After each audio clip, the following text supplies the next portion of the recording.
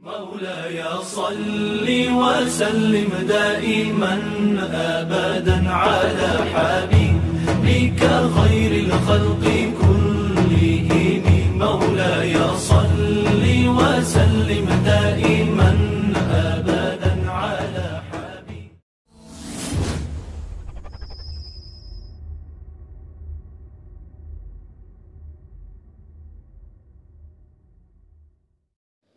Bismillahirrahmanirrahim. Assalamualaikum warahmatullahi wabarakatuh. Allahumma salli wa sallim wa barik alaihi wa ala alihi. يا رب بالمصطفى بلغ مقاصدنا واغفر لنا ما مضى يا واسع الكرم يا رب.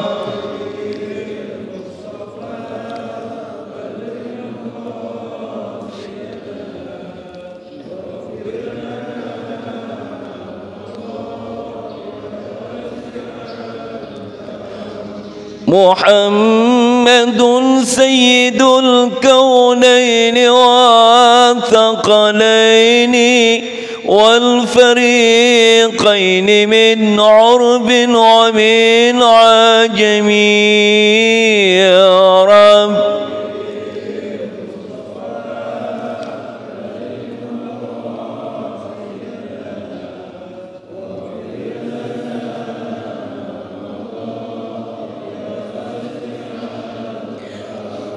هو الحبيب الذي ترجى شفاعته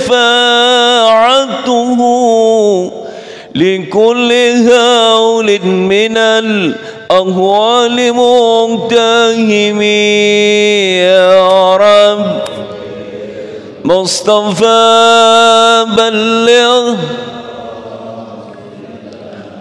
واغفر لنا ما مضى. اللهم صل وسلم وبارك عليه وعلى آله. حبيبنا الشفيعنا وقرة أعيننا أبي القاسم محمد صلى الله عليه وسلم. ثم الفاتحة للمؤلف هذا الكتاب أن الله يتغساه من رحمة والمغفرة. ثم الفاتحة بالنية أن الله ينور قلوبنا ويشرح صدورنا. الفاتحة. أعوذ بالله من بسم الله الرحمن الرحيم. الحمد لله رب العالمين الرحمن الرحيم مالك يوم الدين إياك نعبد وإياك نستعين اهدنا الصراط المستقيم صراط الذين أنعمت عليهم غير المغضوب عليهم ولا الضالين آمين. الحمد لله والصلاة والسلام على رسول الله سيدنا محمد بن عبد الله وعلى آله وصحبه ومواله لا حول ولا قوة إلا بالله. أما بعد فإن أصدق الحديث كتاب الله وخير الهدي هدي رسول الله محمد صلى الله عليه وسلم وشر الأمور محدثتها فإن كل محدثة بدعة وكل بدعة ضلالة وكل ضلالة في النار. Alhamdulillah Rabbil Alamin. Kita panjatkan rasa syukur kita kepada Allah di hari Rabu yang penuh barakah ini. Allah masih memberikan kita berbagai macam kenikmatan. Allah berikan kita nikmat iman dan Islam, nikmat sehat wal afiat, sehingganya atas ma'unahnya Allah kita telah dirikan solat subuh berjamaah dan kita lanjutkan dengan ta'lim setiap Rabu pagi. Semoga Allah menerima segala amal ibadah kita, amin ya Allah ya Rabbal Alamin. Salawat iring salam semoga Allah mencurahkan kepada uswah dan qudwah hasanah kita baginda Rasulullah Muhammad sallallahu alaihi wasallam, kepada seluruh keluarga beliau, para sahabat-sahabat beliau. Semoga salawat beserta salam Allah mencurahkan pula bagi kita semua selaku umatnya. Amin ya Allah ya Rabbal Alamin. Hadirin yang dirahmati Allah, kita sampai di ayat yang ke-14 di surah Al-Hasr. Surah Al-Hasr ayat 14.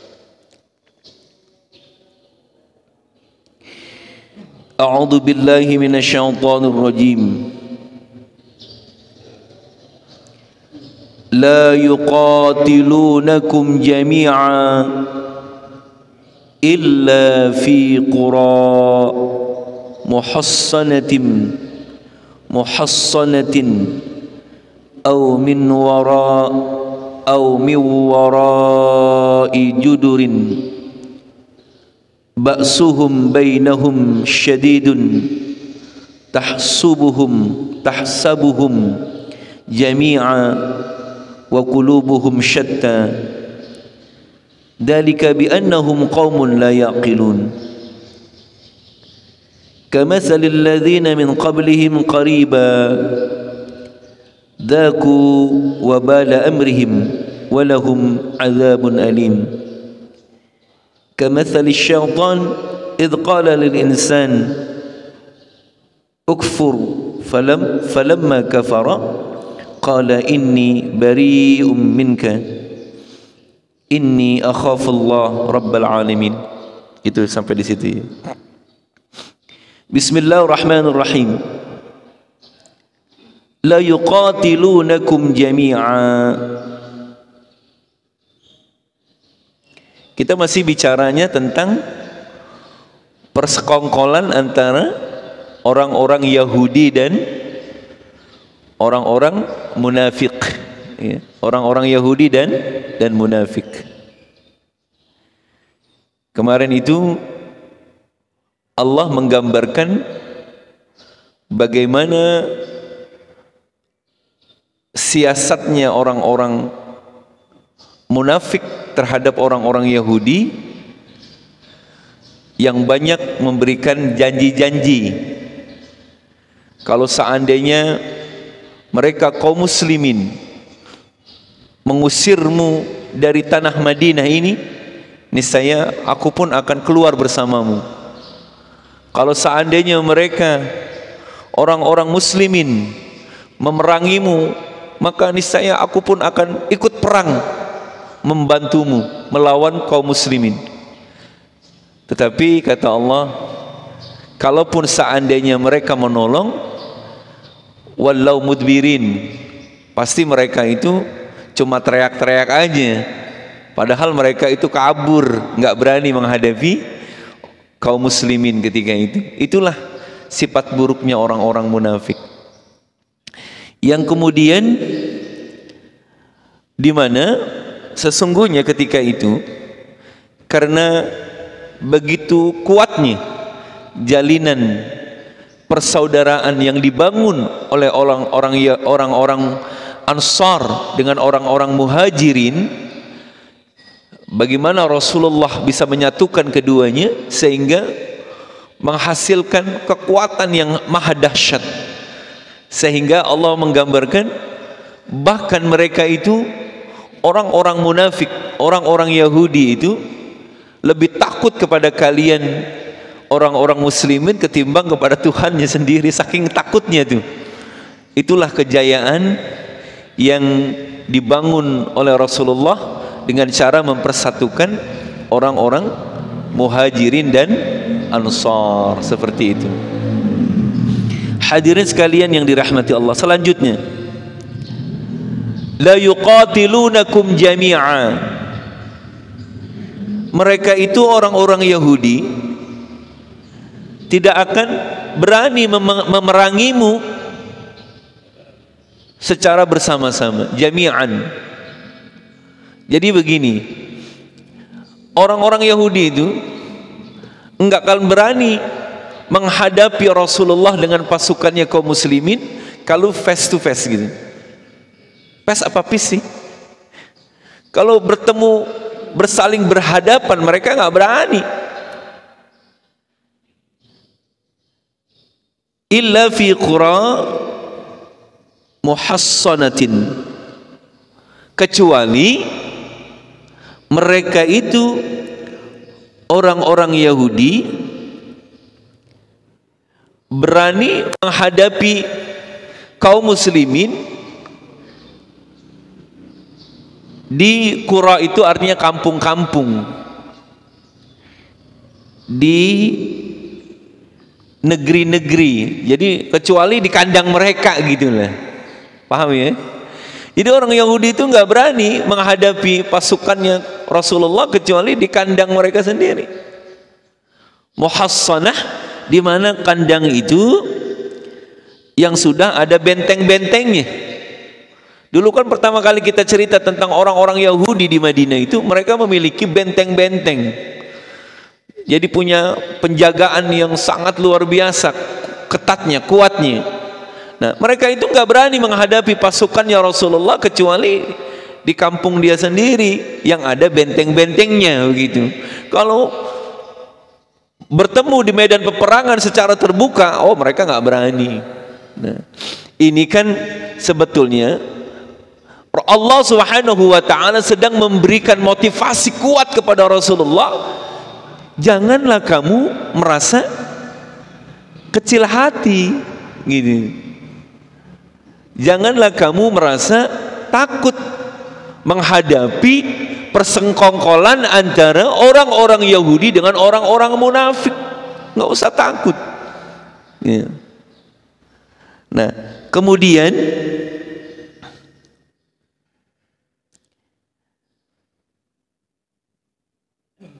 au min warai judurin, atau di belakang-belakang benteng mereka, tembok-tembok, ba'suhum bainahum syadidun.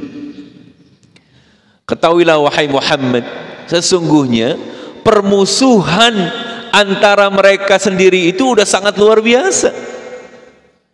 Jadi Rasulullah diberikan kabar oleh Allah, sesungguhnya perselisihan antara orang-orang munafik di kalangan mereka, perselisihan di antara orang-orang Yahudi di kalangan mereka. Yahudi itu kan kemarin kita ada terbagi ada Bani Nadir, ada Bani Qurayzah, ya kan?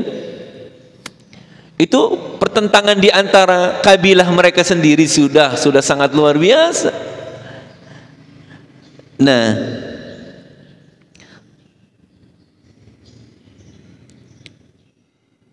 tahsabuhum jami'an.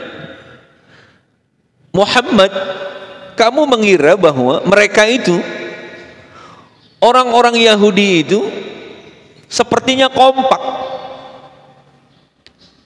Wa qulubuhum syatta, tapi sesungguhnya hati mereka itu terpecah belah. Cuma kelihatannya doang mereka tuh akur. Cuma kelihatannya doang mereka itu kompak, tetapi sesungguhnya wahai Muhammad, wa qulubuhum syatta, hati mereka itu terpecah belah. Jadi nggak usah gentar. Kondisi orang-orang Yahudi ketika itu di Madinah seperti itu, cuma banyak hanya kelihatan dari luar saja mereka itu bersatu, padahal hati mereka itu terpecah belah. Nah, cerita orang Yahudi itu sekarang sedang terjadi pada kaum muslimin. Apa yang kita rasakan seperti apa yang Allah gambarkan pada kaum Yahudi dulu di Madinah. Hanya kelihatannya saja kita ini sepertinya menyatu kaum muslimin ini, tetapi hati di antara kita itu terpecah belah. Inilah salah satu gambaran dari karakternya orang-orang Yahudi dan orang-orang munafik.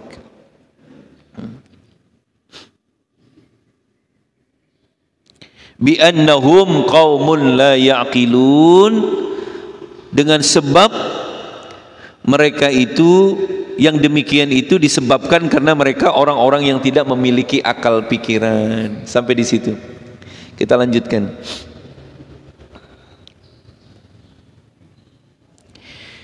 Kamatsalil ladzina min qablihim qariba dzaqu wabala amrihim.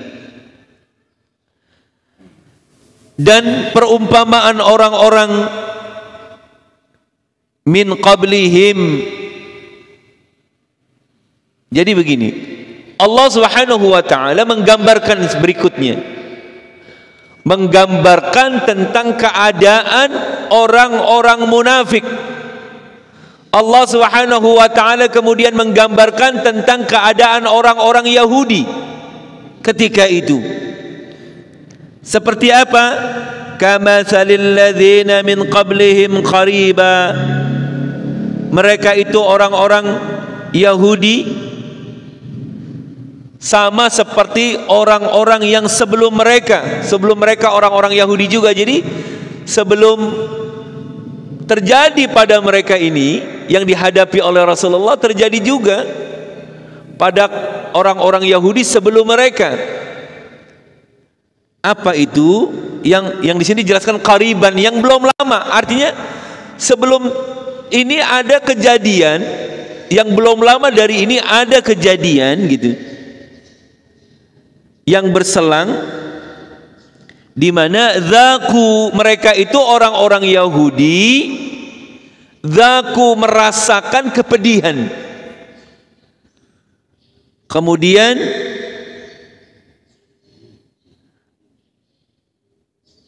zaku, mereka merasakan kepedihan, wabala amrihim,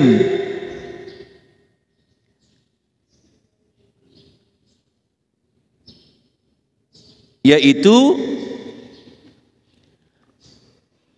zaku itu merasakan kepedihan yang luar biasa. Di sini dijelaskan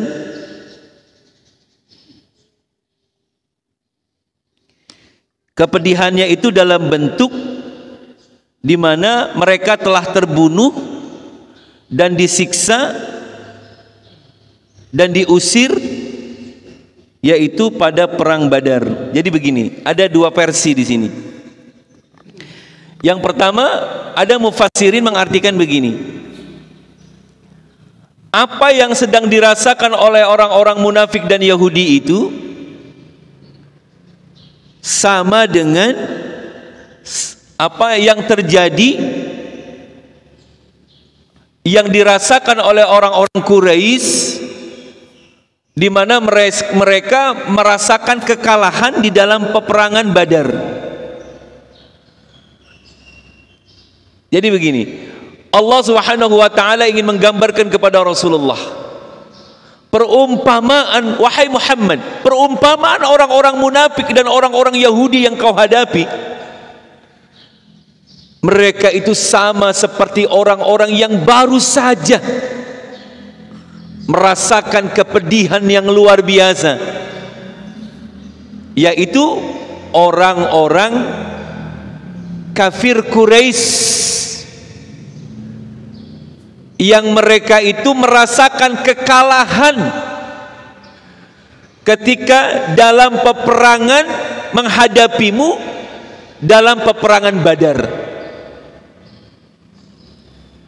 Padahal jumlah pasukan kaum muslimin ketika itu jauh lebih sedikit dibandingkan dengan pasukan musyrikin kafir Quraisy. Tetapi dengan pertolongan Allah Subhanahu wa taala, Rasulullah dengan para sahabat memenangi peperangan Badar itu.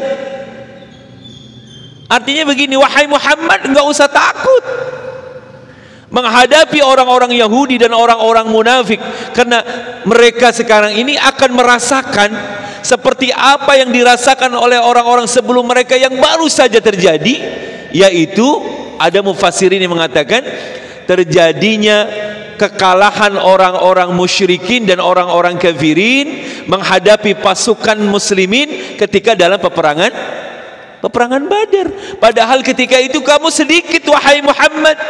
Tapi kalau Allah sudah berkehendak, kam min fi'atin qalilatin ghalabat fi'atan katsiratan biiznillah. Berapa banyak kelompok yang sedikit mampu mengalahkan kelompok yang banyak kalau Allah berkehendak atas izin Allah. Itu yang tafsiran pertama. Yang selanjutnya ada yang mengatakan yang baru saja terjadi pada mereka itu adalah orang-orang Yahudi dari Bani Quraiza yang diusir ketika itu. Dulu pertama kali kita bahas tuh dalam surah awal Al-Hasr. Al-Hasr kan artinya tentang pengusiran, di mana Bani Quraiza itu diusir oleh Rasulullah SAW. Kenapa Rasulullah mengusir mereka? Karena mereka ada niat jahat untuk membunuh Rasulullah. Tetapi kalau Rasulullah ketika itu mau membunuh kembali, melawan, sah-sah saja. Tetapi Rasulullah tidak mau melakukan itu. Haram tangannya Rasulullah untuk menumpahkan darah orang lain. Tetapi apa yang dilakukan oleh Rasulullah hanya mengusir mereka itu dari tanah Madinah. Nah, seperti itu gambarannya.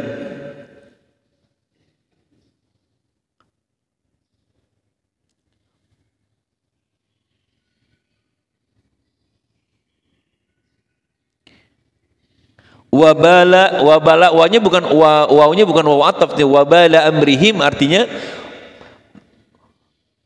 berat dan keras sekali urusan mereka itu. Jadi ketika itu Bani yang Yahudi itu Quraiza, dan ada yang mengatakan orang-orang musyrikin merasakan penderitaan yang sangat luar biasa.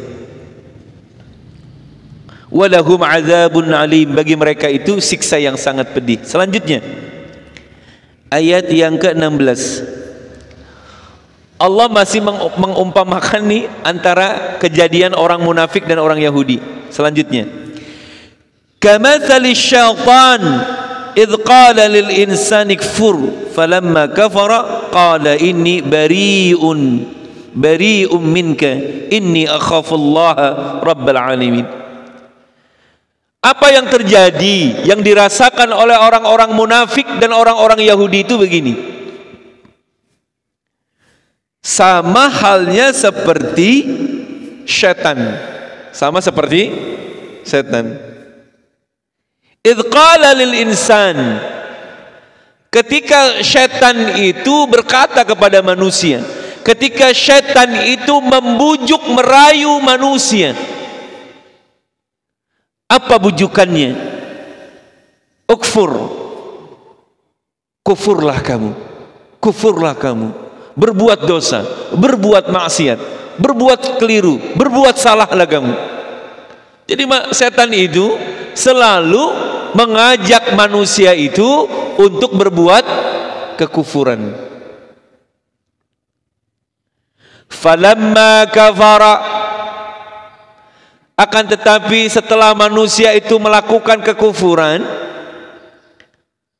qala, berkatalah. Siapa yang berkata? Syaitan itu ngomong begini, inni bari'um minka, saya nggak mau ikut-ikutan, sesungguhnya aku terlepas dari apa yang kalian perbuat. Itu setan tuh begitu.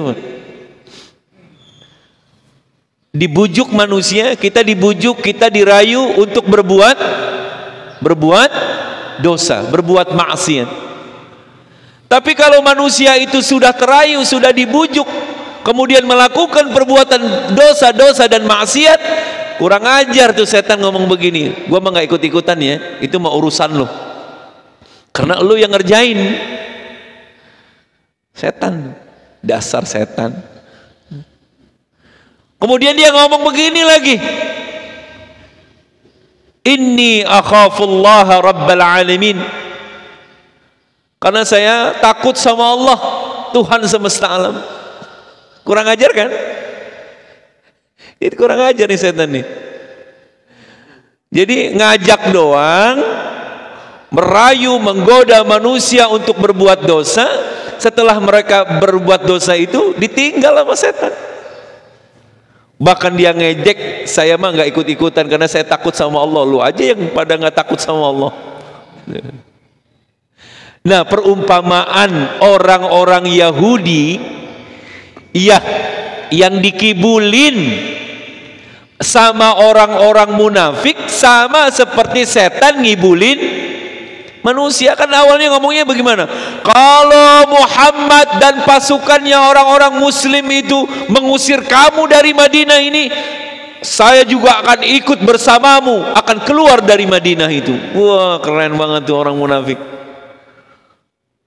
Kalau seandainya mereka orang-orang muslim memerangimu, maka saya paling dulu membantu kalian berada di depan. Lempangan terjadi peperangan, ayo. Akhirnya dia kabur ke belakang. Tuh orang munafik tuh. Sama kerjaannya orang munafik itu seperti pekerjaan setan yang menggoda manusia. Ayo berbuat jahat. Ayo berbuat kufur. Tapi setelah manusia berbuat kufur, setan itu bilang, saya nggak ikut-ikutan.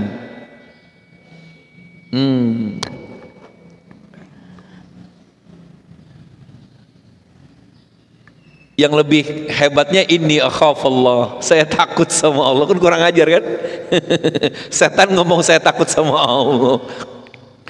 Nah, ayat ini secara umum Allah menggambarkan tentang perilakunya orang-orang munafik begitu. Tetapi ada penafsiran lain. Ini cerita tentang iblis membohongi Abu Jahal. Jadi dalam ceritanya iblis ini berbentuk manusia, memberikan tawaran-tawaran kepada Abu Jahal dalam perang Badar. Ayo lawan Abu Jahal, nanti saya akan bantu kamu. Tapi setelah peperangan, iblis itu kabur gitu. Ada yang menafsirkan seperti itu. Ada juga penafsiran tentang gini. Ini secara ini ada cerita nih. Kalau bahas mengenai ayat ini ada cerita. Secara khusus bicara tentang hebatnya tipu daya setan itu. Semakin tinggi keimanan seseorang, itu tingkat godaannya luar biasa nih, semakin luar biasa. Cerita tentang rahib, pernah dengar ya? Dulu ada seorang rahib yang saleh. Kalau kita mau ada kiai dah gitu, seorang ulama yang saleh, yang taat kepada Allah, ahli ibadah. Mulailah Allah Subhanahu wa ta'ala, syaitan ini datang ingin menguji keimanan dari si rahib ini. Nah, ceritanya ada 4 laki-laki bersaudara. Dia memiliki seorang adik perempuan yang sakit, lumpuh, tapi cantik. Nah, udah nggak kemana-mana deh. Dia itu udah makan di situ, buang air di situ, udah lumpuh. Ketika 4 bersaudara ini ingin pergi, akhirnya dia bingung, kita titip kemana ini adik kita? Akhirnya sepakat mereka, bagaimana kalau kita titipkan kepada rahib yang saleh itu, pasti adik kita dijaga. Akhirnya dia meminta izin, minta tolong kepada rahib itu. Dia titip adiknya yang sakit itu karena mereka itu mau pergi untuk dirawat, untuk dijaga. Akhirnya si rahib itu pun bersedia. Singkat waktu nih Pak, Akhirnya si gadis yang tadi lumpuh itu setelah beberapa lama perawatan dari rahib itu mulai sembuh. Bahkan setan hadir menampakkan wajah yang sangat cantik kepada si gadis yang lumpuh itu. Sehat dia, sembuh. Bahkan kecantikannya itu keluar gitu. Nah, mulai nih setan ini merasuk ke dalam pikiran dan hatinya si rahib, diganggu terus. Udah sayang itu barang bagus, sayang cantik dia itu, nggak ada yang tahu kok, nggak ada yang lihat, semua kakak-kakaknya pergi. Ayo lakukan aja, nggak apa-apa, nggak ada yang tahu kok, gitu kan. Digoda terus tuh sama si setan itu, iblis ini.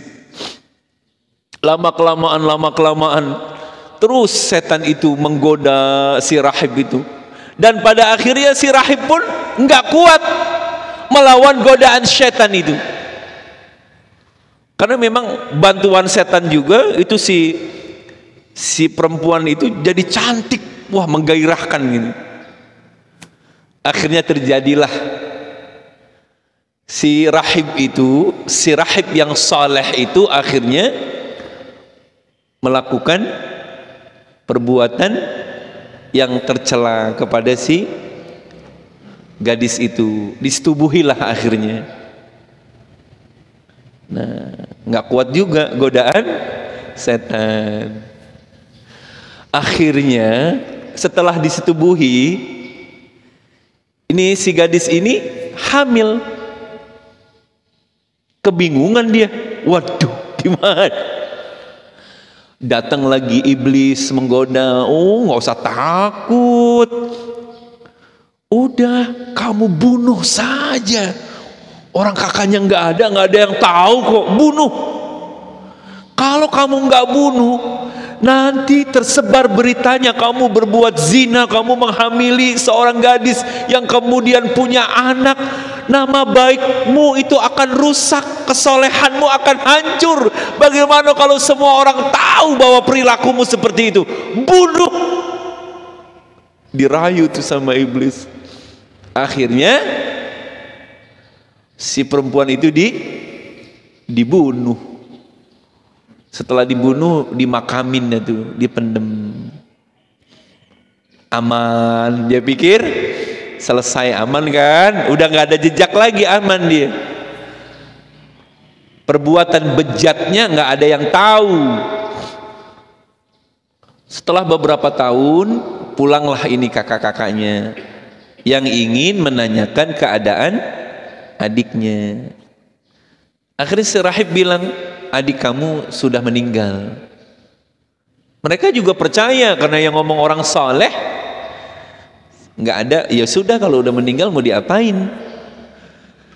Maka datanglah si setan itu dalam mimpi keempat saudara laki-laki ini. Pada malam yang sama mereka mimpi yang sama. Pas bangun, semalam saya ngimpi bahwa adik kita dibunuh. Loh, kok ngimpinya sama? Saya juga ngimpi seperti itu. Sama, saya juga begitu. Setan, ya kan? Setan dilawan, akhirnya dirasukan dalam bentuk mimpi. Datanglah keempatnya kepada rahib itu, yang ingin mengetahui di mana kuburan adiknya itu. Dicari. Akhirnya dengan penuh penasaran digali, dan ternyata ada bekas-bekas pembunuhan. Wah, rame dah di situ. Jadi ini setan, Pak. Wah, pengaruh setannya luar biasa. Akhirnya ketika itu si empat saudara itu ingin melakukan qisas kepada si rahib ini. Ketika mau dibunuh, kan orang bunuh harus dibunuh lagi, dikisas. Ketika mau dikisas, sudah dibentangkan, tinggal menghajar kepalanya. Datanglah setan menemui rahib itu. Aku bantu kamu. Aku akan selamatkan kamu dari kisos ini. Aku akan selamatkan kamu dari apa yang dilakukan oleh 4 saudara ini. Tapi dengan satu syarat. Kalau kau mau ikuti, pasti aku bantu kamu. Apa kata syaitan itu? Pertama, kau harus yakin bahwa ada kekuatan lain selain kekuatan Allah. Dan kamu harus yakin bahwa aku adalah penolongmu. Ya, orang dalam keadaan kepepet, akhirnya si ulama itu, si rahib itu, karena ingin ditolong oleh setan, karena dirayu, dibujuk, akhirnya dia bersyahadah, dia bersaksi bahwa ada kekuatan lain selain kekuatan Allah, dan dia siap untuk mengabdi kepada setan itu. Setelah dia mengakui itu, ya kabur tuh setan. Yang penting udah dia berikrar, dia udah ngomong, dia sudah meyakini bahwa ada kekuatan lain selain kekuatan Allah. Dalam posisi itu dia dalam keadaan syirik, dalam keadaan musyrik, mati dengan tidak akan diterima taubatnya oleh Allah. Mati dalam keadaan dosa yang paling besar. Ketika dia mengakui bahwa ada kekuatan selain Allah, ketika itu pula palanya ditebas, cak, mati dalam keadaan musyrik, dalam keadaan berzina, dalam keadaan membunuh. Itulah dahsyatnya setan. Jangan lagi kelas-kelas kita, seorang rahib yang saleh masih bisa diganggu. Masya Allah. Balik KM. Halo. Kira-kira nih gini, Ustaz Soleh, ada gini, ada perempuan cantik banget, Masya Allah. Kalau bahasa Rasulullah, data mansabin wa jamalin, itu perempuan punya harta yang banyak, kaya raya, dia cantik luar biasa, bening. Kalau dia minum kopi ABC kelihatan jalannya tuh. Saking beningnya. Nah, terus dia ngajak melakukan perbuatan itu sama kita. Akhirnya kita dibawa, dikunciin di dalam kamar cuma berdua-dua. Dia udah nggak pakai apa-apa, Pak Haji, jangan bayangin Pak Haji. Dia udah nggak pakai apa-apa, sendirian, kita cuma berdua. Cantik. Kira-kira reaksi kita bagaimana, Bang Kamal? Hei, gimana kira-kira? Hah? Cuma berduaan, nggak ada yang lihat, nggak ada yang tahu. Kita dikunciin, dia udah nggak pakai pakaian apa-apa, ngerayu kita, ngajak kita. Kira-kira bagaimana tuh?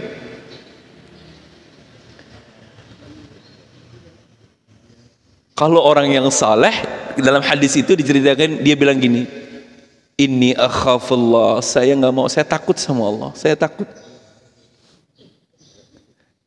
Ini akhafullah. Orang yang kayak begini nanti dia akan mendapatkan naungan di mana tidak ada naungan kecuali naungan Allah. Karena godaannya luar biasa ini. Wah, saya mah nggak kuat kayaknya itu. Kira-kira kuat nggak? Oi, halo. Masya Allah. Jadi Pak Endra gimana? Jadi pas Pak Endra lagi bersih-bersih di kamar, tiba-tiba ada tuh yang ngajak perempuan sendirian, gimana tuh? Bilangnya jangan apa ya gitu. Masya Allah. Jadi seperti itu. Apa namanya, dahsyat. Saya lagi bicara dahsyatnya rayuan dan bujukannya setan tuh begitu. Semakin tingkat keimanan kita semakin bagus, semakin kencang godaannya. Gini. Nah, seperti itulah orang-orang Yahudi dikibulin sama orang-orang munafik, sama seperti setan sering ngibulin manusia. Makanya apa yang harus kita ambil pelajaran dari sini? Hati-hati dengan rayuan orang-orang munafik dan hati-hati dengan rayuan setan. Karena orang munafik sama orang setan ini 11-12. Jadi temennya tuh, temennya orang-orang munafik itu setan 11-12 sudah. Gitu. Seperti itu. Nah, nanti mudah-mudahan kita lanjutkan lagi. Seperti falamma kafara, setelah manusia itu berbuat kufur, dia bilang saya saya nggak mau ikut campur, saya nggak, nah, karena saya takut kepada Allah. Nanti lanjutnya fakana akibatuhuma annahuma finnar khalidina fiha. Ujung-ujungnya orang-orang munafik dan orang-orang Yahudi ini nanti akan dibersamakan di dalam api neraka. Na'udzubillah summa na'udzubillah. Hadirin sekalian, mudah-mudahan apa yang kita obrolan ini ada manfaatnya. In uridu ilal islah mastata'tu tawakkaltu 'ala Allah wa ilaihi unib. Mari sama-sama kita doa kafaratul majlis. Subhanakallahumma wa bihamdika asyhadu an la ilaha illa anta astaghfiruka wa atubu ilaik. Wa sallallahu ala sayyidina Muhammadin wa ala alihi wa sahbihi wa sallam walhamdulillahi rabbil alamin. Wallahul muwafiq ila aqwamit thariq. Hadanallahu wa iyyakum ajma'in. Assalamu alaikum warahmatullahi wabarakatuh.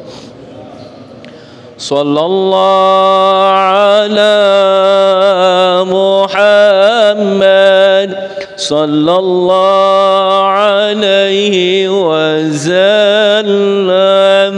Sallallahu ala Muhammad sallallahu alaihi wasallam. Sallallahu ala Muhammad sallallahu alaihi wasallam. Sallallahu ala Muhammad sallallahu alaihi wasallam.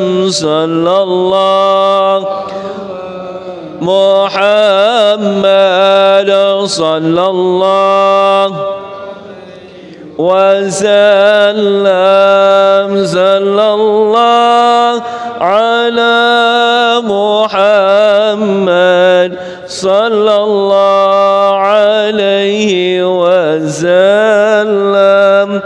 Sallallahu ala Muhammad sallallahu alaihi wasallam.